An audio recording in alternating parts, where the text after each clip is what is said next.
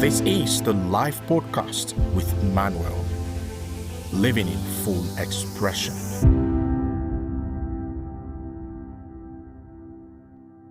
Audrey Agassi did not waste his career. He built extraordinary things on a mountain he did not choose, discipline, resilience, and a platform that he ultimately used for something deeply meaningful. The wrong mountain was not without value, but the full expression of who he was, the version of him that was most genuinely himself, most impactful, most alive, only arrived when he stopped climbing for someone else and started building for himself. And this is what this means for you. Not the abandonment of everything you have built, not the rejection of every goal you are currently working towards, but the honest examination of whether the destination you are climbing towards is one that when you arrive will leave you full or empty.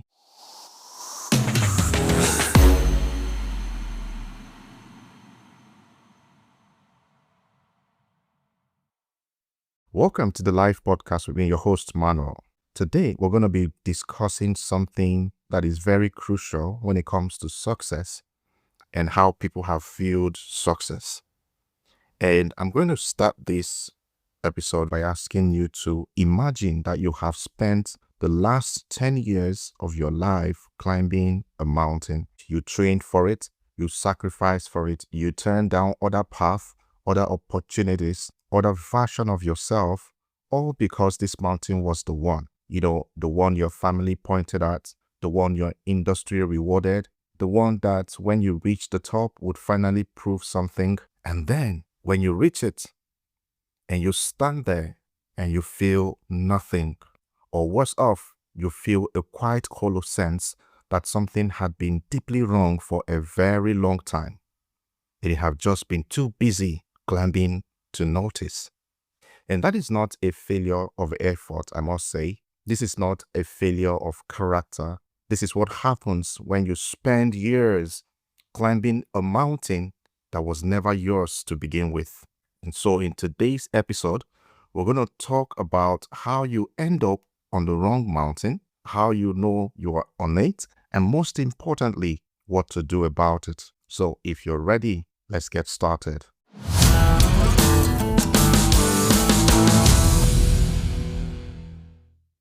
So you see, most people assume that the problem with high performers is that they are not working hard enough, not disciplined enough, not focused enough. That is rarely true. The real problem, the one nobody talks about, is that many of the most driven, most disciplined, most focused people on the earth are working incredibly hard in exactly the wrong direction. They have inherited a definition of success from their family, their industry, their culture, or their own fear of being seen as less than, and they are pursuing it with everything they have. The achievement arrives, the emptiness follows, and they have no language for why. Let me also bring your attention to something that might sound uncomfortable to hear. The highest achieving people in any room are often the ones most at risk. Not the ones who gave up, not the ones who never tried, the ones who tried hardest and succeeded at something they never consciously chose. And here's how this happens.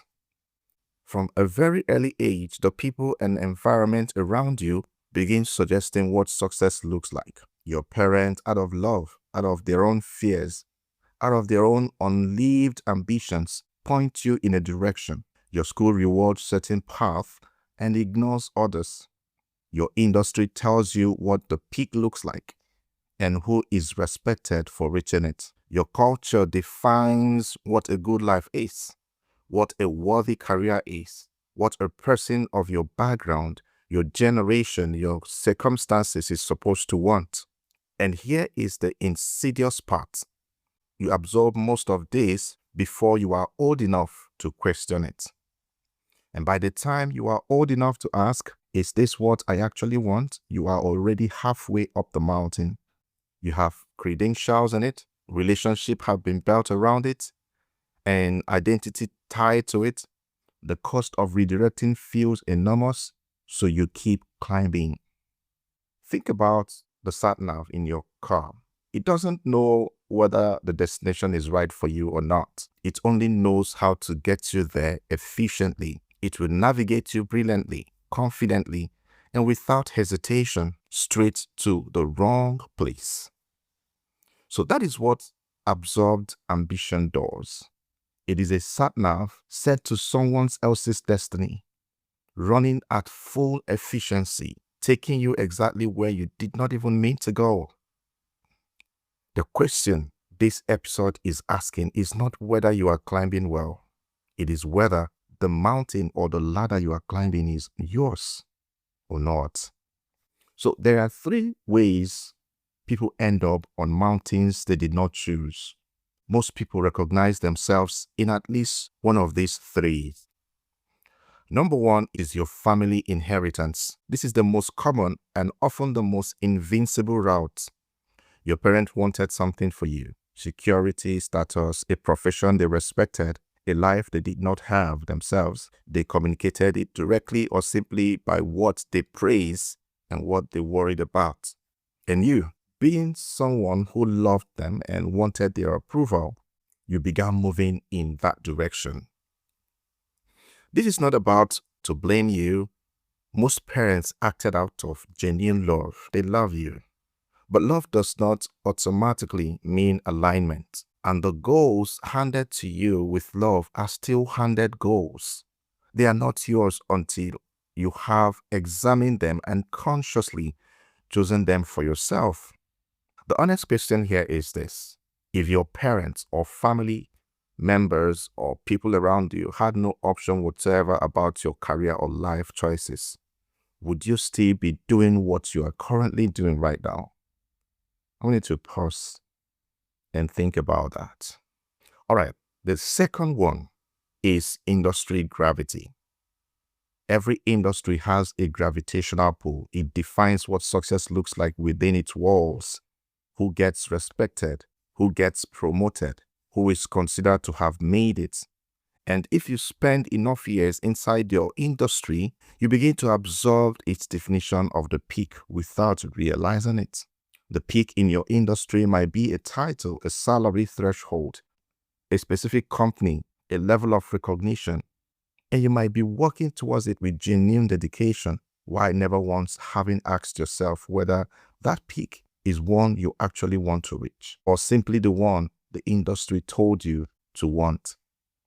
So think about the ladder in your company. Is it what you want? Is it a ladder you want to climb? Or are you just climbing it to prove something to someone or to yourself? All right, the third is the fear disguised as ambition. This one is the most subtle and the most powerful. Sometimes people are not climbing towards something they were told to want. They are climbing away from something they are afraid of. Invisibility, irrelevance, being ordinary, proving someone wrong. And fear is an extraordinarily powerful engine. It will drive you further and faster than almost anything else. But it is a terrible compass. It does not point you towards what you genuinely want. It points you away from what you are afraid of. And those 2 directions are rarely the same. If your ambition has always had a slightly desperate quality to it, if the goal has always been not just to succeed but to prove something, to silence someone, to escape something, that is worth examining carefully. You need to sit down and ask yourself, why am I on this path? Because fear disguised as ambition will get you to the top of the mountain and leave you completely empty when you arrive. Okay, so I want to tell you about Andre Agassi. And I want you to hear this not as a tennis story. He's a famous guy, but as one of the most honest portraits of wrong mountain syndrome ever put in print. By any external measure, Agassi held one of the greatest careers in the history of professional tennis. 8 Grand Slam titles, an Olympic gold medalist, the only man in the history to win a career Golden Slam, all 4 Grand Slam single titles and an Olympic gold. For years, he was ranked number 1 in the world. But his autobiography titled Open, published in 2009, he opens with one of the most striking sentences in modern sports writing. And here is his exact word. I'm going to read that out to you. He said, "I play tennis for a living, even though I hate tennis. I hate it with a dark and secret passion, and always have." Now, I want you to think about that for a moment. The man who spent his entire life at the top of the highest mountain in his sport, he did not discover this part in his career. He says he always hated it. He was simply never given a choice. And he told the story. He said his father began pushing him towards tennis before he could form a conscious preference. By year 7, he was already hitting 2,500 balls a day against the ball machine his father had built in their backyard. He was sent to a tennis academy in Florida at 13. He dropped out of school in the 9th grade to pursue tennis full-time. He turned professional at 16. The entire architecture of his childhood was constructed around destination. Nobody had ever asked him whether he wanted it or not. And so he climbed brilliantly. He climbed to the very top. And the whole way up, something was profoundly wrong. While the world was watching him as, having the brilliant talent, they never knew, absolutely no idea what was going on in his mind. At his lowest point in 1997, his ranking dropped to number 141. His personal life was in chaos. By every measure, it looks like the end. But he came back. He worked his way back through the lower tier tournaments, built his ranking, and returned to number 1. But here's the part of the story most people overlook. After he retired in 2026, something remarkable happened. He found his own mountain. He founded the Audrey Agassi Charitable Foundation, which has raised more than $85 million. He opened a college preparatory academy for underprivileged children in Las Vegas. For the first time in his life, the thing he was building was genuinely completely his. The man who spent his entire career on the wrong mountain became one of the most impactful philanthropists in American sports the moment he was finally free to choose his own direction. So the full expression of who Audrey Agassi actually was, the most genuine, most alive, most impactful version of him, only arrived when the mountain became his. And this is the story, not the grand slams. It's what came after. Now, let's make this practical. I'm going to give you a direction audit. And the direction audit is 3 questions, not 10. The 3 honest questions that, if you sit with them genuinely, will tell you clearly whether the mountain you are on is yours or not. Because I know after mentioning the story of Audrey, you may be thinking, how do I know? How do I audit where I am today?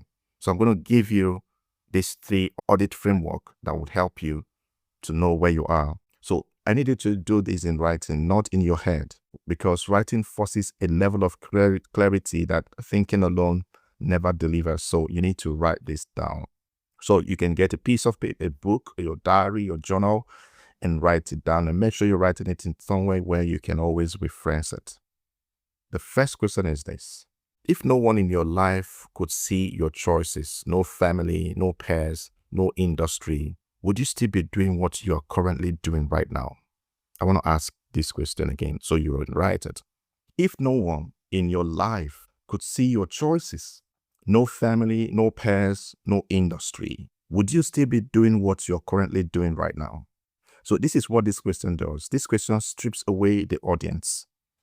And for many people, when the audience disappears, the motivation disappears with it. This is important information. So if your answer is a clear yes, you are building something that is genuinely yours, regardless of who is watching you. If you hesitate, if the honest answer is probably not, or I am not sure, that hesitation is worth examining. So you need to sit with it and examine it.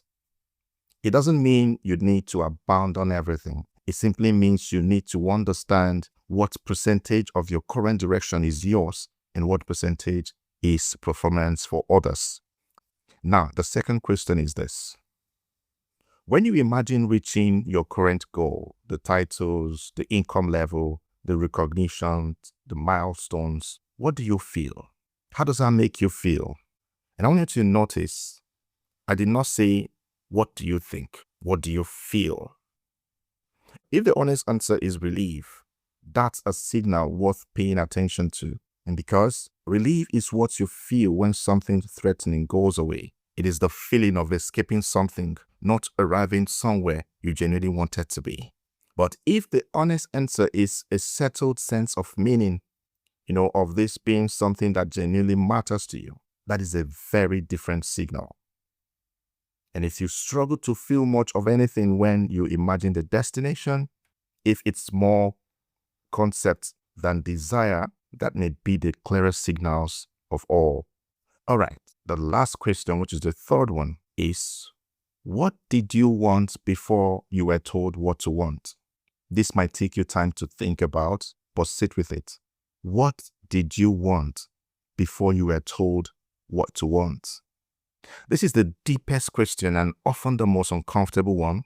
I want you to think back before the career track was set, before the family expectations were clear, before you knew what you were supposed to want. What did you find genuinely absorbing? What problem did you naturally wanted to solve? What kind of life did you imagine before you learned what kind of life was considered appropriate by the society, by your family, by people around you? You're not trying to go back, obviously, but the thread of genuine desire that existed before the world shaped it, that thread is still in you. That call is still in you. And it often points directly towards the mountain that was always yours.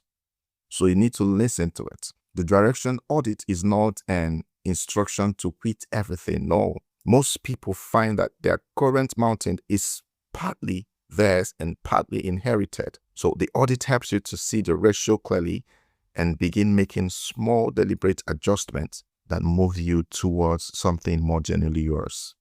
So sit with this audit and write your responses down genuinely and reflect on it. All right, here is what I want you to carry from this episode. Look at Andre Agassi. Andre Agassi did not waste his career. He built extraordinary things on a mountain he did not choose. Discipline, resilience, and a platform that he ultimately used for something deeply meaningful. The wrong mountain was not without value, but the full expression of who he was, the version of him that was most genuinely himself, most impactful, most alive, only arrived when he stopped climbing for someone else and started building for himself. And this is what this means for you. Not the abandonment of everything you have built, not the rejection of every goal you are currently working towards, but the honest examination of whether the destination you are climbing towards is one that when you arrive will leave you full or empty. Because here's the truth about full expression. You cannot express something fully if it was never yours to begin with. You can perform it. You can succeed at it. Yes, you can even be admired for it and rewarded for it. But performance is not expression. Succeeding at the wrong thing is not the same as living. Your mountain exists. Your ladder exists. The one that genuinely is yours. The one where the climb itself, not just the destination, feels like an expression of who you are. The one where the work, even when it's hard, belongs to you. And you own it and you're happy to thrive in it. The direction audit is how you find it. The courage to redirect, even slightly, even gradually, is how you begin climbing it. And remember, the experiences you've had in your current mountain, which feels as not yours, can be transferred to begin to climb this mountain that is yours. All right, in closing, 3 things to carry away from today's episode. Number 1 is run the direction audit this week. 3 questions in writing. Give yourself the honesty you have been postponing. Face the fear. Ask the deep question. If no one could see your choices, would you still be making them? What do you feel when you imagine the destination? What did you want before you were told what to want? Number 2, identify the ratio. Most people are on a mountain that is partly theirs and partly inherited. So knowing the ratio is the first step to adjusting the direction. You do not need to start over again. You just need to see clearly and make the right adjustments and take the right action. Number 3 is to find one decision, just one, in your current life or work that you can shift more towards your mountain and less towards someone else's. Not a revolution. 1 degree, 1 decision, 1 step in the direction that is genuinely yours. Just one. Just one. And if this episode held a mirror up for you, please share it with one person you believe is climbing hard in a direction they have never consciously chosen. It might be the most important conversation to start for them this year. And if this has impacted you also, I would love to hear what you discovered using the Direction Audit. And you can share that with me. Until I see you in our next episode, I want you to always remember to live in full expression.